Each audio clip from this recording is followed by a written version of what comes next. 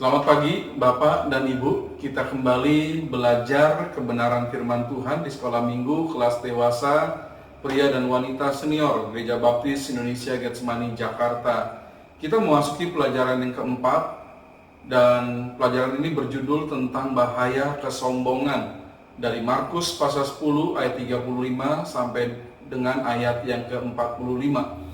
Saya ingin terus mengingatkan supaya kita senantiasa menjaga kesehatan rohani kita, hidup dekat dengan Tuhan, memiliki waktu saat teduh untuk berbicara dengan Dia melalui doa kita dan membaca kebenaran firman Tuhan untuk mendengarkan suara Tuhan bagi kita dan tetap menjaga kesehatan jasmani kita di masa wabah penyakit seperti ini.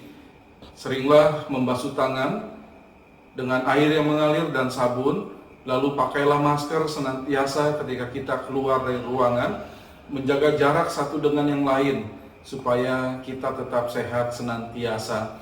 Baik Bapak dan Ibu, mari membuka firman Tuhan dari Markus pasal 10, ayat 35 sampai dengan ayat yang ke-45. Kita akan membaca bersama-sama firman Tuhan ini. Dan sebelumnya kita akan berdoa terlebih dahulu. Bapa dalam surga, kami datang kepadamu, mohon hikmat-Mu dan penyertaan-Mu. Kami akan mempelajari firman Tuhan tentang bahaya kesombongan dari kisah pengalaman ketika para murid Yesus berhadapan dengan Tuhan dan mereka meminta kedudukan, tetapi Tuhan mengatakan bahwa mereka perlu menjadi pelayan dan hamba untuk memperlihatkan mereka adalah yang terbesar satu dengan yang lain. Terima kasih Bapa, kami siap belajar firman Tuhan. Di dalam nama Tuhan Yesus kami sudah berdoa. Amin. Mari kita akan membaca firman Tuhan ini bersama-sama. Markus pasal 10 ayat 35 sampai dengan ayat yang ke-45. Lalu Yakobus dan Yohanes anak-anak Zebedeus mendekati Yesus dan berkata kepadanya, "Guru, kami harap supaya engkau kiranya mengabulkan suatu permintaan kami."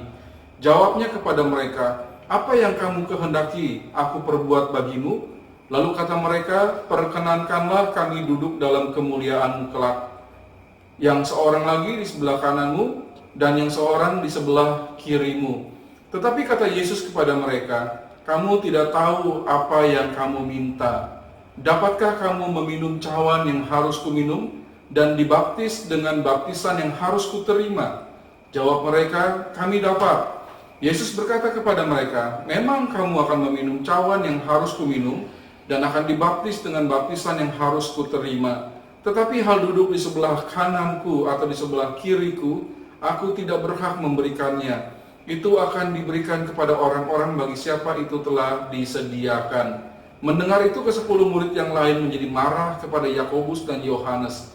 Tetapi Yesus memanggil mereka lalu berkata, "Kamu tahu bahwa mereka yang disebut pemerintah bangsa-bangsa memerintah rakyatnya dengan tangan besi, dan pembesar-pembesarnya menjalankan kuasanya dengan keras atas mereka.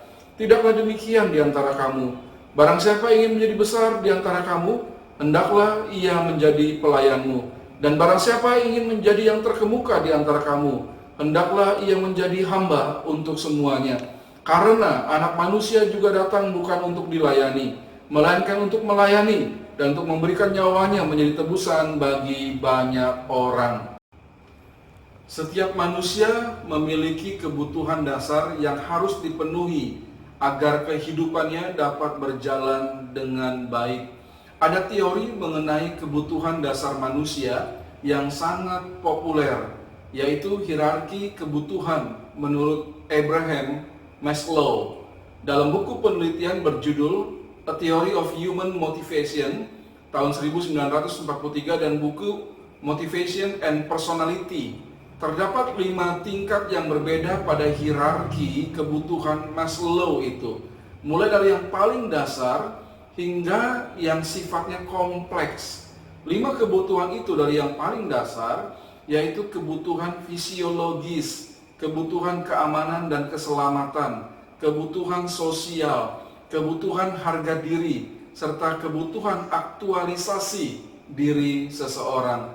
Menurut Maslow, ketika kebutuhan pada tingkat yang paling rendah terpenuhi, maka manusia dapat beralih ke tingkat kebutuhan berikutnya. Maslow percaya bahwa kebutuhan adalah serupa dengan naluri dan memainkan peran utama untuk memotivasi perilaku dari seseorang.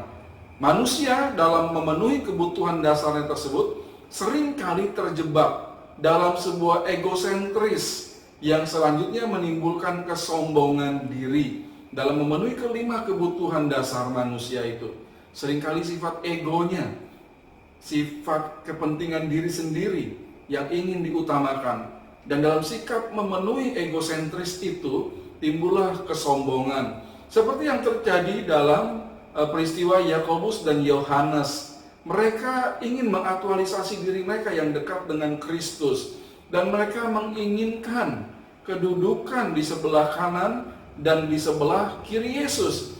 Keinginan untuk dekat dengan Yesus itu dibalut dengan egosentris dari Yakobus dan Yohanes, sehingga membuat mereka ingin menjadi yang terkemuka di antara murid-murid yang lainnya. Sehingga kita lihat ada unsur kesombongan di dalamnya, karena menganggap diri lebih terkemuka dibandingkan orang lain. Nah, coba ada satu pertanyaan. Apakah akibat dari kesombongan diri ingin mengaktualisasi dirinya untuk terlihat mewah orang itu, tetapi dia sendiri berada dalam standar sosial hidup sederhana? Apa yang terjadi dengan orang yang seperti itu? Dia ingin mengekspos dirinya, dia orang yang terlihat mewah, terlihat hebat, kaya, tetapi dia nggak mampu. Apa yang terjadi dengan orang seperti itu? Ya, orang seperti itu akan mencari segala cara supaya dia terlihat mewah, ya, sehingga orang-orang bisa memikirkan orang itu orang kaya, orang itu orang hebat, padahal semuanya itu semu. Atau bisa jadi orang itu mencari pinjaman untuk memenuhi kebutuhan hidup mewahnya tersebut. Saya ingin mengajak Bapak dan Ibu memahami kebenaran yang pertama dari bahaya kesombongan. Mari kita melihat definisi dari kesombongan tersebut. Kesombongan berasal dari kata dasar sombong, yang dalam Kamus Besar Bahasa Indonesia memiliki arti menghargai diri secara berlebihan. Kesombongan dapat diartikan juga sebagai keyakinan yang berlebihan mengenai kemampuan dirinya sendiri. Jadi dia memiliki keyakinan yang hebat sekali dengan keyakinan yang dia miliki. Misalnya, aku dapat menyelesaikan itu karena aku pintar, aku tampil menawan karena aku ganteng, aku tampil menawan karena aku cantik. Dan akhirnya menimbulkan kesombongan untuk orang-orang yang seperti itu. Dan orang-orang yang sombong itu tidak mengenali anugerah Allah. Karena segala sesuatu yang kita miliki adalah anugerah atau pemberian dari Allah secara cuma-cuma.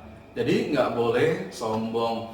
Harga diri yang berlebih ini yang membuat seseorang menjadi sombong.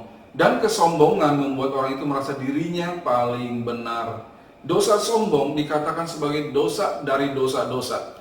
Karena dosa sombong inilah yang membuat Hawa jatuh ke dalam dosa. Demikian juga Adam. Iblis menawarkan suatu tawaran. Apakah kamu ingin menjadi seperti Allah? Dalam Kejadian 3 ayat 5. Dan manusia yang diciptakan merasa sombong. Saya ingin menjadi seperti Allah, tahu apa yang baik dan apa yang buruk. Dan akhirnya mereka melawan perintah Tuhan dan ikut kepada perintah iblis. Mereka jatuh ke dalam dosa, sombong, ingin menjadi sama seperti Allah. Ketika manusia mendirikan menara Babel, juga sebenarnya ini merupakan kisah kesombongan manusia untuk tidak taat kepada perintah Tuhan. Allah menyuruh manusia untuk memenuhi bumi, ya, pergi ke seluruh bumi untuk memenuhi bumi, tetapi manusia mendirikan bangunan yang tinggi sebagai ingatan bagi mereka, itulah tempat tinggal mereka, dan mereka selalu ada di sekitar menara Babel tersebut. Jelas mereka mendirikan menara yang tinggi dan mereka merasa mampu, tidak usah kemana-mana, dan mereka merasa hebat, dan mereka jatuh ke dalam kesombongan. Kejadian 11 ayat 1 sampai 9. Keyakinan kepada kemampuan diri sendiri memiliki sisi positif pada tingkat dan alasan yang wajar. Misalnya, saya percaya diri sebagai makhluk ciptaan Tuhan yang dihargai, diberikan kehormatan oleh Tuhan. Roh Allah ada pada saya menghargai hal itu. Dan saya percaya diri untuk menjalani hidup ini sebagai orang yang dikasihi Tuhan. Itu sesuai dengan firman Tuhan, ya, itu sesuai dengan saya diciptakan menurut gambar Allah. Namun memang ada beda tipis sekali antara percaya diri dan kesombongan. Seringkali orang-orang malah sulit membedakan apakah orang itu percaya diri atau sudah pada tingkat sombong, ya. Mari diskusikan bersama. Yang pertama, bagaimanakah kita mengetahui kalau dalam diri kita sudah mulai timbul kesombongan? Ya, ketika kita merasa kita haus akan pujian, ya, itu kita sudah mulai masuk dalam tahap sombong. Atau kita mulai membedakan orang lain dengan kita dan kita merasa lebih unggul dari orang itu sudah mulai merasa timbul kesombongan, ya. Yang kedua, apakah ciri-ciri orang sombong? Orang sombong itu ciri-cirinya, ya, dia dikatakan ingin mendapatkan penghormatan lebih dibandingkan dengan orang lain. Salah satunya, ciri-ciri orang sombong mengemukakan bahwa dirinya paling hebat di antara yang lain. Nah, itu ciri-ciri orang sombong. Kebenaran yang kedua tentang bahaya kesombongan, Bapak Ibu dan saya, kita harus berkomitmen menjauhi kesombongan. Markus 10 ayat 35 sampai 41. Yakobus dan Yohanes telah memiliki keinginan menjadi yang terdekat dan terutama di hadapan Yesus. Namun motivasi mereka kemudian nyata dalam permintaan kepada Yesus untuk menduduki suatu tempat di dalam kemuliaan Yesus kelak. Seorang di sebelah kanan dan yang seorang lagi di sebelah kiri. Kedudukan yang tinggi, ya, jabatan yang mereka ingini, mereka melebihi dari yang lainnya. Motivasinya sudah mulai ada perubahan dari keinginan untuk dekat, mengasihi Yesus, ada motivasi untuk mencari kedudukan yang mulia dibandingkan yang lain. Kedua bersaudara ini ingin diri mereka memiliki kedudukan yang melebihi murid-murid yang lainnya. Ya, mereka berdua ini merasa diri lebih hebat dibandingkan murid lain. Jelas ada kesombongan yang nyata. Markus 10 ayat 38 mencatat perkataan Tuhan Yesus yang memberitahu kepada kedua bersaudara itu bahwa Yesus akan mengalami penderitaan, dengan mengatakan bahwa Yesus akan meminum cawan, itu lambang penderitaan, dan dibaptis, lambang kematian. Lukas 12 ayat 10 menyatakan, ya, dibaptis itu merupakan lambang dari kematian. Nah, Yesus akan mengalami penderitaan sampai kematiannya. Yesus tahu bahwa para murid akan mengalami penderitaan yang seperti dia alami. Namun masalah kedudukan di sorga itu sudah ketetapan Bapa, ya, sudah ditentukan. Kita nggak usah pikirkan bagaimana nanti kedudukan kita di sorga. Kita sudah mendapatkan ketetapan dari Bapa sendiri-sendiri, ya. Jadi Yesus mengatakan hal demikian kepada Yakobus dan Yohanes. Permohonan Yakobus dan Yohanes ini rupanya direspon dengan kemarahan oleh ke-10 murid yang lain. Mendengar itu, ke-10 murid yang lain menjadi marah kepada Yakobus dan Yohanes. Markus 10 ayat 41. Jadi, kenapa mereka marah? Karena rupanya ke-12 murid ini, sebelum Yakobus dan Yohanes datang kepada Yesus, mereka itu sudah ribut. Ya, mereka semua menginginkan tempat yang utama. Mereka berharap mereka lah yang menduduki tempat utama itu. Mereka merasa semua saling yang terbesar di antara murid yang lain. Kalau kita melihat Markus 9 ayat 33 sampai 37, ke-12 murid itu sudah berantem, ya, untuk menentukan siapa yang lebih besar, siapa yang lebih hebat di antara kita. Itu sebabnya ketika kedua murid itu minta kepada Yesus, ke 10 murid yang lain marah karena ingin sama-sama memiliki kedudukan yang tinggi itu. Peristiwa ini meninggalkan sebuah penilaian bagi kita bahwa kesombongan itu dapat membuat seseorang menjadi egois, mementingkan dirinya sendiri, dan kesombongan itu dapat menyulut pertengkaran. Jadi hati-hati, bahaya sekali kesombongan itu. Dan Tuhan tidak senang dengan kesombongan. Maka kita perlu berkomitmen atau bertindak secara konsisten untuk menjauhi kesombongan dari dalam diri kita. Ya, kita jauh-jauh berkomitmen.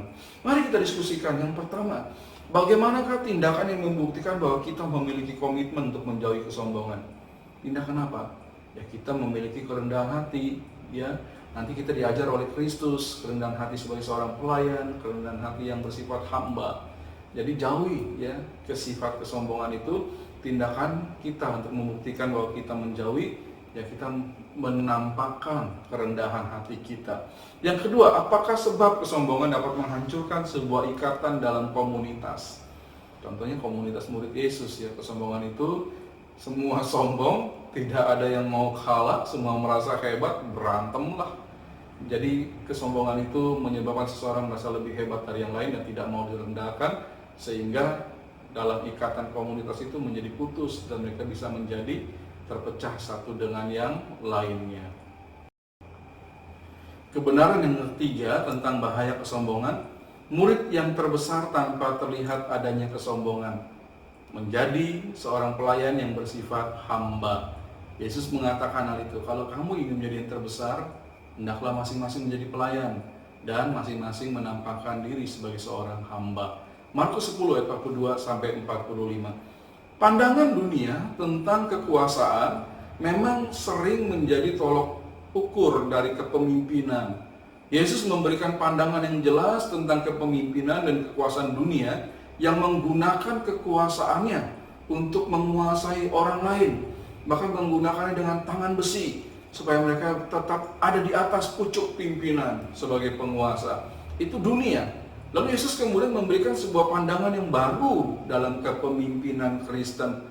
Yang terbesar bagi orang Kristen adalah, ya, kalau kita melihat dalam Markus 10 ayat 43, yaitu kita rela menjadi layaknya seorang pelayan, ya, seorang budak, itu dikatakan oleh Tuhan. Yesus mengatakan bahwa pemimpin yang baik adalah pemimpin yang hendaknya menjadi hamba bagi semuanya. Markus 10 ayat 45. Kamu pemimpin hamba. Kamulah yang harus melayani orang yang kamu pimpin. Luar biasa ya. Dan berlakulah seperti seorang pelayan. Begitu merendahkan dirinya. Murid yang terbesar sanggup menanggalkan keegoisan, kesombongannya, dan rela menjadi seorang pelayan. Kekuasaannya diganti dengan kerendahan hati, seperti layaknya hamba. Ya, luar biasa ya, inilah murid yang terbesar. Yesus memberikan teladan dalam kepemimpinan hamba ini, bahwa anak manusia datang untuk melayani, bukan untuk dilayani. Markus 10 ayat 45. Dan Yesus dalam hidupnya sudah membuktikan hal itu. Bahkan Yesus mau membasuh kaki para murid, yang harusnya mereka yang membasuh kaki Yesus. Tapi Yesus melakukan hal itu untuk memberikan keteladanan. Dialah seorang pelayan yang penuh kerendahan hati sebagai seorang hamba. Nah, Yesus sudah melakukan, bahkan dalam pelayanannya kepada manusia, dia mengatakan dia mau memberikan nyawanya menjadi tebusan bagi banyak orang.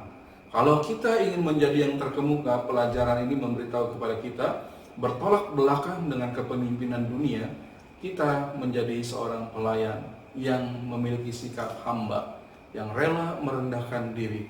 Jadi lakukanlah, jadikanlah diri kita sebagai hamba untuk semuanya. Jika ingin terbesar, tinggalkan egoismu dan layanilah sesamamu. Diskusikan, siapakah murid yang terbesar menurut pandangan Yesus? Murid yang terbesar menurut pandangan Yesus dikatakan oleh Tuhan, hendaklah ia menjadi pelayan. Ingin terkemuka di antara kamu, hendaklah ia menjadi hamba untuk semuanya. Jadikanlah diri kita orang-orang yang mengikuti keteladanan Kristus. Kita bisa menjadi terbesar di antara orang-orang lain ketika kita menjadi pelayan dan kita memiliki kerendahan hati seorang hamba. Sampailah kita kepada akhir dari pelajaran kita minggu pagi ini. Firman Tuhan dalam Markus 10 ayat 35 sampai 45 mengingatkan kepada kita tentang bahaya kesombongan. Jadi mari kita melakukan kebenaran firman Tuhan ini. Definisi kesombongan, merasa diri lebih hebat dibandingkan orang lain, ya, memandang rendah orang lain, itu kesombongan. Dan kita sudah diajar untuk berkomitmen menjauhi kesombongan. Jangan jadi orang yang sombong. Dan murid yang terbesar tanpa terlihat adanya kesombongan, berlakulah sebagai seorang pelayan, sikap seorang hamba. Itu ada dalam diri kita. Baik Bapak dan Ibu, sebuah pelajaran yang perlu kita lakukan dalam hidup kita, memiliki kerendahan hati dan tidak menjadi sombong. Karena ada bahaya, bisa timbul perpecahan dan diri kita menjadi egois. Kita hindarkan semua itu. Mari kita berdoa bersama-sama. Bapa dalam surga, terima kasih karena kami boleh belajar kebenaran-Mu, firman-Mu. Bapa Sorgawi, kami ingin hidup menurut kehendak Tuhan, menjauhi kesombongan, dan kami ingin hidup menjadi yang terbesar tanpa adanya kesombongan, dengan berlaku sebagai seorang pelayan dengan sikap hamba. Terima kasih Bapa untuk firman Tuhan, kami ingin melakukannya. Di dalam nama Tuhan Yesus kami sudah berdoa. Amin. Sampai bertemu minggu yang akan datang. Tetap sehat secara rohani, tetap sehat secara jasmani. Tuhan memberkati kita semua.